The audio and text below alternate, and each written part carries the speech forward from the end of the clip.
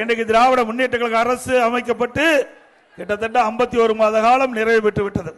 51 மாத திராவிட முன்னேற்ற கழக ஆட்சியில மக்களுக்கு இதுவரை எந்த நன்மையும் கிடைக்கப்பட்டதாக தெரியவில்லை.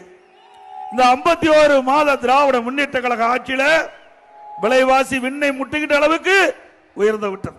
அரிசி விலை 40% உயர்ந்து விட்டது. பருப்பு விலை 50% உயர்ந்து விட்டது. கடல் எண்ணெய் விலை உயர்ந்து விட்டது. இன்றைக்கு ஏழை எளிய மக்கள், இந்த பகுதி நிறைந்த பகுதி தொழிலாளிகள் கடும் பாதிப்புக்கு உள்ளாகின்ற அளவிற்கு விலைவாசி உயரை விண்ணை முட்டுகின்ற அளவுக்கு உயர்ந்திருக்கின்றது. இதை கட்டுப்படுத்த இந்த திராணியற்ற அரசால் முடியவில்லை. இன்றைக்கு ஏழை மக்கள் யார் பாதுகாக்கின்றார்களோ அந்த அரசு தான் சிறந்த அரசு.